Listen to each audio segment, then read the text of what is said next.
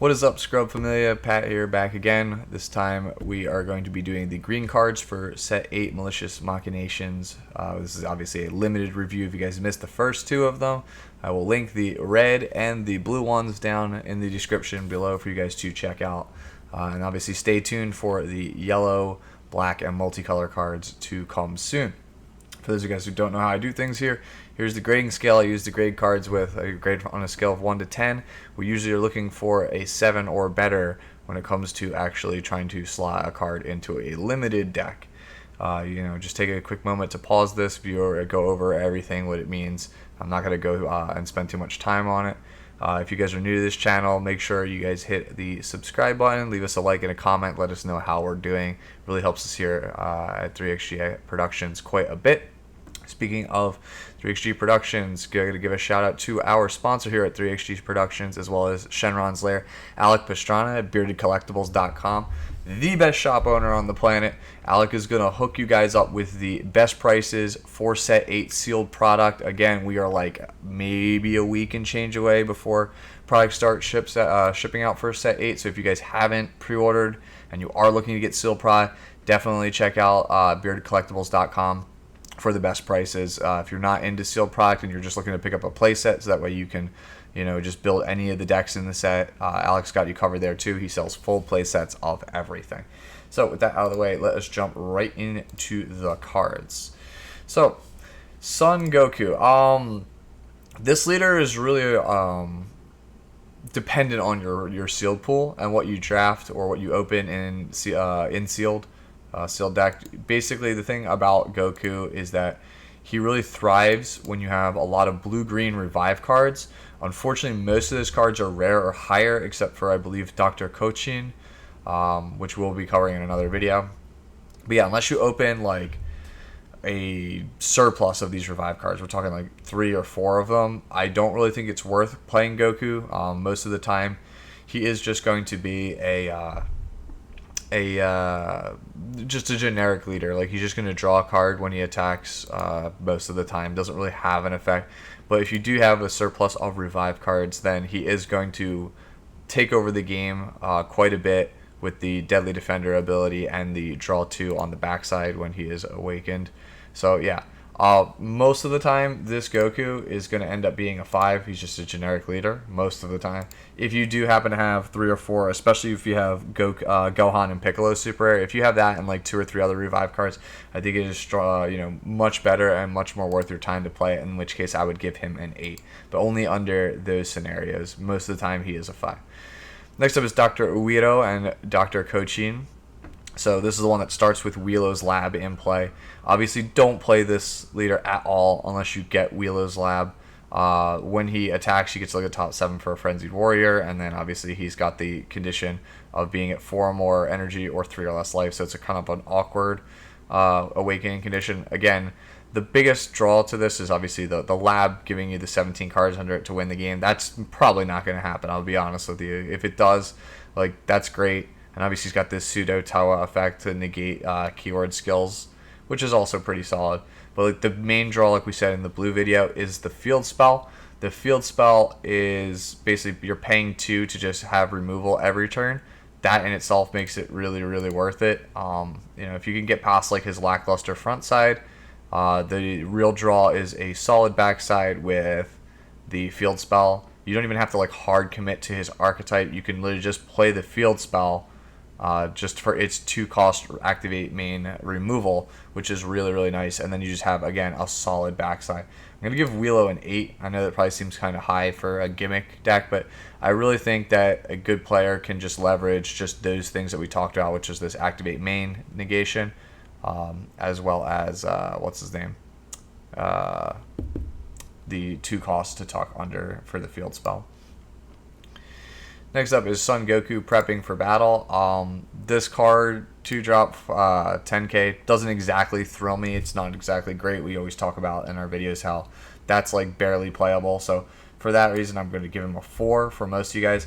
He is designed for 21 scheme. The 21 scheme archetype, again, we talked about that in the blue video. So again, if you haven't watched it, go back and check it out. Yeah, even there, I don't think it's like particularly great. Like it just helps you push through damage. So I'll give it like a 6. Like it's kind of outside of the realm of where I want to be. It's a playable card, but it's not something that's really exciting, and I'm not really too thrilled to deck it, even in a 21 scheme deck. Next up is Bulma the Problem Solver. So this card is just no. Absolutely no, no, no, no, no, no. So you need a red-green multicolored card in your energy to make this a 1 cost. There are, I believe, only 2 in the set. One is a super rare, the other is a specific rare. So the odds of you actually having a red-green energy in the actual sealed deck or in draft is incredibly low. And the consistency for this card being 1 cost at that point when you only have maybe 1 in your entire deck also means that it's just not happening. And then you read the auto and you realize like you have to basically bin an extra card from your deck, which there isn't that many of that are legal targets for this, and the ones that you're probably playing, you'd rather have them in your hand rather than have them in your drop area. And the payoff is I get to draw a card. No, just absolutely no, no, no, no, no, no, no, no, no. Do not play Bulma. It is a really, really bad card. Next up is Mischievous Technique Gotenks. 2-drop 10k is bad, just like with Goku. So if you're not playing 21 scheme, it's a 4, just like Goku is. It's actually quite a bit better, though, than Goku. It's like a high 7 if you're in 21 scheme, just because it lets you filter through your deck and find specific cards. It's not going to like win you the game, which is why I don't really want to give it an 8 or a 9. So, but it is definitely something I would consider playing multiple copies of if you are in 21 scheme. It's one of the better token clearers at the common level, if not the best common token clearer. Next up is Namekian Technique Piccolo. Whether you're in 21 scheme or not, I'm going to give Piccolo an 8. There are pretty much no real negates at all in this format. So 2-drop blockers, those are pretty much the only way to protect your life. And green has quite a surplus of them. I think they have like 2 or 3 blockers this set. So green is looking much better this set. Just because it has a lot of defense, whereas other colors do not in this format. Normally, green is usually the worst color to pick outside of, like, say, World Martial Arts Tournament format. For a color in Limited, you usually don't want to go into it unless you have no other option. But green is looking a little bit better this time around because their cards actually feel, most of the, like most things in this set in Limited, they feel kind of underwhelming, but green less so. Like, their cards feel generic. And somewhat useful in many different scenarios, whereas they're not like as specialized as say some of the yellow, red, and blue cards are in this set. So again, I'm going to give Piccolo an 8 just because he is a blocker, and there's literally like no other way you're defending your life outside of blockers in this format. Next up is Frenzied Warrior Piccolo. Bond 3 is really bad in my opinion. That said, Mind Rot, which is discard 2, even though if your opponent gets to choose them, is still really good. If you actually manage to pull it off, and then it can definitely be like a 3-drop 20k under the right circumstances in a Wheelo deck, so that makes it also pretty solid as well. It's basically just a generic 4-drop. If you open it, you're probably just gonna play it. It's solid, but it's nothing like special. I give Piccolo a high 7. It is not quite where I want it to be for an 8 because you need to be having 3 guys on board. I feel like it means somebody's doing something seriously wrong in Limited, so like you might not always trigger the Mind Rot ability, but 4 cost 20k is pretty good still in my book. Speaking of pretty good in my book, Yamcha the Cunning. This is another one of those 1-drop cantrips with the ability to not be able to untap. The effect doesn't really matter. Again, we're just going to give it a 7 because it is a cantrip for 1. This is exactly what I want my 1-drops to do. I want them to give me some, a little bit of combo power, potentially a cheap body that I can go for game with if my opponent's at 1 life and I have a huge surplus in hand. But for the most part, I just want it to speed me through my deck. I want it to just move me through the deck quicker. Oolong. This is going to be a 5 like I give all of the 1-cost 10Ks. It's usually just energy filler, and it is decent for the first 2 turns of the game for just poking to get in some free efficient damage, so it's not useless. And I would definitely prefer playing this over many 2-drop 10Ks. Beerus Godly Majesty is next. Obviously, it's constructed all-star. It's really, really good there. But it's also really good here. 3-drop 15k is a fair rate. That usually gets us somewhere between a 6 and a 7 anyway. However, there are some ways to trick this card into play for free. So it could actually be a 0-cost 15k, which is pretty nuts.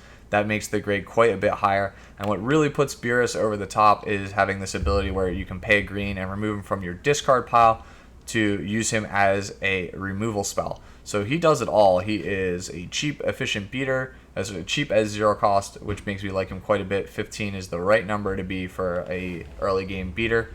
Obviously 15 or better because it threatens backside leader. And then on top of that, having the built-in removal makes me like him quite a bit. So I'm going to give Beerus an 8. I think he is really, really good and one of the better rares you could open in the set for limited. Speaking of good cards you can open in limited, Masterful Technique Whis is next. 2-drop 15k is right where we want to be. We want 15k with an effect, or 20k vanilla when it comes to, you know, what we want to be doing for aggressive beats in the early game.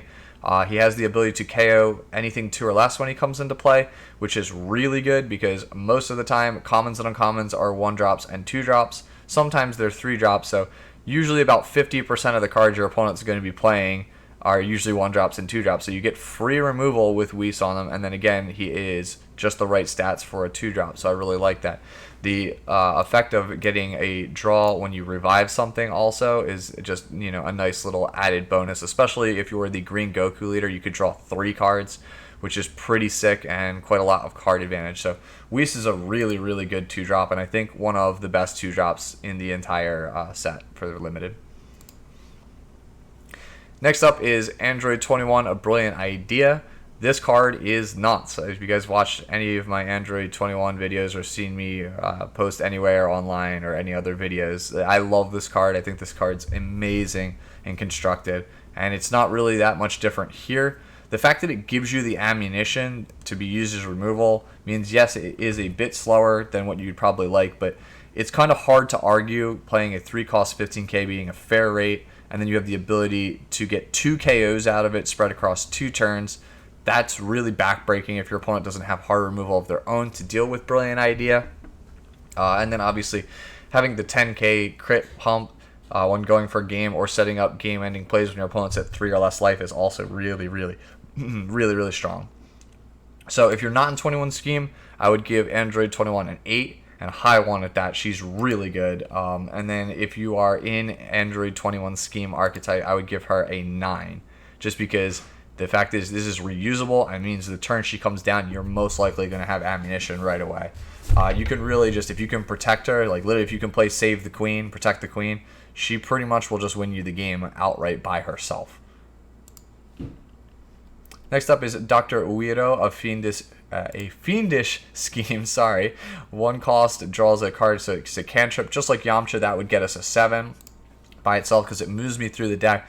What's really nice about Dr. Uiro, though, is that he has the ability to pitch him on board as well as a green card in your hand to negate an opponent's attack, which is really sick. So he's one of the few negates in the entire set, and he comes on a cantrip that's already crazy playable. So I would give Dr. Uiro a high 8, as, again, defense is really sparse in this set, and he's probably the best negate in the entire set, simply just because he moves me through the deck, and when the time comes, I can use him to, you know, negate an attack and kind of, you know, I just basically keep him on board, wait for that critical moment, pay the 1, discard the card, and he'll save me. So I really like this. This is probably the best 1-drop in the entire set.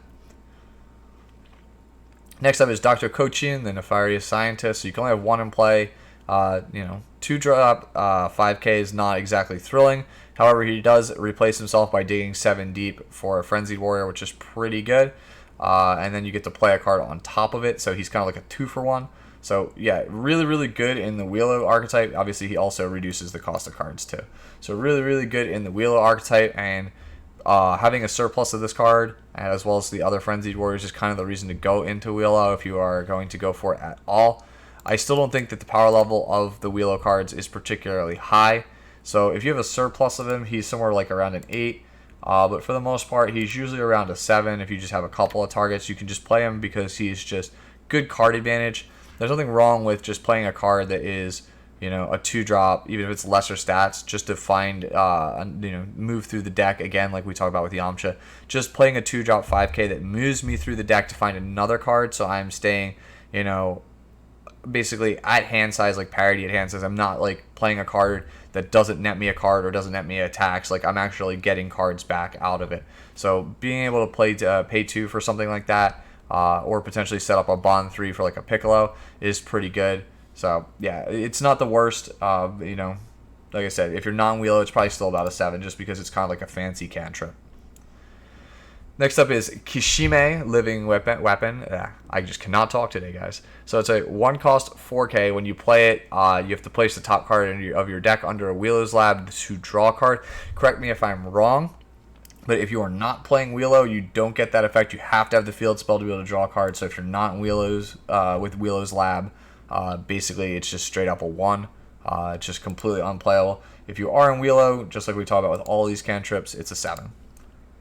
And as with every video I do, super combo for green is Ebrifria, Living Weapon. Hopefully I said that right. That is a mouthful. I already can't speak today, and they give me a name like that. So yeah, 8 for a super combo, as always. Next up is Misokatsun, Living Weapon. I believe I said that correctly. Misokatsun. Yeah, so this is a 2-drop 5k blocker. When this card activates blocker, you get to obviously fulfill the condition of Wheelo's Lab, which you're not going to play for that. It's almost never going to happen. And then you get this really awesome effect, though, of not being able to be KO'd by 15k or less with natural power. So I really like this card a lot. Just like with Piccolo, I'm going to give it an 8 because it's a 2-drop 5k. There's not too many of the defensive cards. Green has a surplus of them, so you want to scoop them up and play all of them because they'll save your behind later on in the game when you're already ahead on board or you're at parity. So that's really good, but what really makes me like this card a lot is the fact that it is a reusable blocker. If you are intelligent with your blocks, you can use this card to basically stave off multiple attacks. If you just use it to only block a 15k and they swing something that's larger than a 15k into it, or they swing their leader into it, that's fine. That means he's negated 2 attacks for 2 energy, which is a great rate for limited. So yeah, really like this card quite a bit, and I think that I will play this if I go green at all, regardless if I'm in Wheelos or not, just because, again, 2-drop blocker. But if I am in Wheelos, that's just premium. Next up is Bioman, Living Weapon. He looks at top 7, so just like with all of our cantrip cards, he is a 7, just because he moves us through the deck. He has, a bit more narrow targets in only being able to pick Dr. Uiro and Dr. Cochin, but if you're in this archetype, you should have a surplus of Cochins. Probably not too many Uiros. If you do find the 1-drop one or have a surplus of those, though, he's pretty good there. So yeah, again, I'm going to give him a 7 if you're in Wheelo, if you have a surplus of these cards. So next up is the Android Creator. So you have to remove a clone token to use this card at all. So obviously, just like we do with all these cards, if you're not in the archetype, it's a 1 because it's just completely useless to you. But if you are in it, I'm going to give it a 7. It's a little bit worse than Gotenks for clearing tokens, but I like it a lot more than Goku. Yes, it's activate main, so your opponent can see the 10k pump coming, but it moves me through the deck. It keeps my clone tokens under control, and it makes it so that I can give a 15 or 20k character an extra 10k, which makes them nearly unblockable for the most part, because they're going to be spending quite a number of cards unless they have super combos. So it's most likely going to get in for a damage. So I like this card quite a bit as a lower end card. Probably wouldn't be my first choice, but probably like around like the 30th or 35th playable in my 40 card sealed deck. I'm probably going to be looking to slot 1 or 2 of these if I have them. Next up is Rise of Dr. Uiro. This is a cycle like with the other one, the baby one, which we'll talk about in the yellow video. It's basically a free top 5 searcher for Uiro or Dr. Cochin. Obviously, you have to be Dr. Uiro to get the effect. So if you are in that, it's just like all the other cards we keep saying in this video. It's a 7 because it's a cantrip. It's technically better than a cantrip because it doesn't cost you any energy, but it's also worse than a cantrip because if you don't have like a ton of them in your deck, you can whiff, and it could end up being worse overall because you don't get the 5k combo power. And then obviously it's also a little bit worse because if you get this off your life in a critical situation when you needed like a 5k or a 10k combo power, it can end up costing you the game. So that's why it is only still a 7, just like the other cantrips. But in every other scenario, this card, because it has the ability to untap and move you through your deck while also leaving energy open for both defense and then also to get more plays, extend your plays out of your turn, makes it really, really, really good. So yeah, This is a very, very, very, very strong card, I think, overall for the archetype. But again, the fact that it's an extra card knocks it from being what should probably be an 8 to a 7. Next up is Dr. Weirdo's Revival. So correct me if I'm wrong, the only Dr. Weirdos that are 4 or less with this card are super rares, and then the 1-drop. I would just avoid this card pretty much entirely. I don't think that, there's the super rares. It's just not going to come up that often. Even if you do have the super rare, you need to have your 1 of super rare show up, get it killed, and then play this card to get it back. And that means you're basically playing for the field spell, which I feel like is still a trap, and I probably wouldn't go for it. But yeah, so I wouldn't even do it there. The only other target really for it is the 1-drop negate, and you have to ask yourself, do you really want to pay 4 energy to negate an attack? That seems like really bad. It feels like you could do a lot more with your energy than this card. I think this is basically just a trap. So I'm going to give Dr. Weirdo's Revival a 1. I just don't think you would ever want to play the card. Speaking of cards, though, that I would want to play, or so not speaking about it, Focus Breakthrough. I think this cycle is amazing for Constructed, and I think that this card is also really, really strong, even in Limited. So it is a 1-cost counterplay. You can only use it when you're at 4 or less life, but if your opponent plays anything that's 3 or less, you can pay a single green to basically negate it and send it right to the drop, or like a pseudo sparking effect, you can just take a life rather than pay the cost, as long as you got the multicolored card, which there is a fair number. You should have at least 1 of the blue-green ones, so it's not that hard. Even if you are in a green leader, you might be able to attack this with, say, a yellow-red. If you go like a yellow-red with a green leader for some reason, I don't know why you would, but you could. It's still available to you. Still, being able to pay 0 or 1 to kill anything 3 or less before it comes into play makes it outstanding. Most cards, I'm sure you've noticed in a lot of my videos, are 3 or less at the common and uncommon level. Focus Breakthrough when you're at 4 or less life basically means your opponent has to beat you with their rares and their super rares if you have a lot of these. It's an uncommon, so it won't be too uncommon for you to have maybe 2, possibly even 3 copies of this card in sealed, especially since there's an SPR one, so you have an additional chance of opening this card in draft. Here's the SPR art here. So yeah, it is a card that having 2 to 3 of in your deck means that once you start to get at parity or ahead on board, your opponent, again, cannot really beat you with cards that are at the common or uncommon level, because this card checks most of them. So if they play anything threatening, like a 30k, for example, which we'll talk about when we get to yellow, then you can use this card to basically just check it. It makes it really difficult for your opponent to get back on board once they're behind, because again, the only way to do anything is to basically start dropping high-end bombs that are usually only 1 to 2, possibly 3 per deck. So I really think Focus Breakthrough is one of the stronger commons or uncommons in the set. I'm going to give it a 9, because once you're ahead and you have like 1 or 2 of these in your hand, I don't really know how your opponent comes back into the game. It's basically 1-cost removal.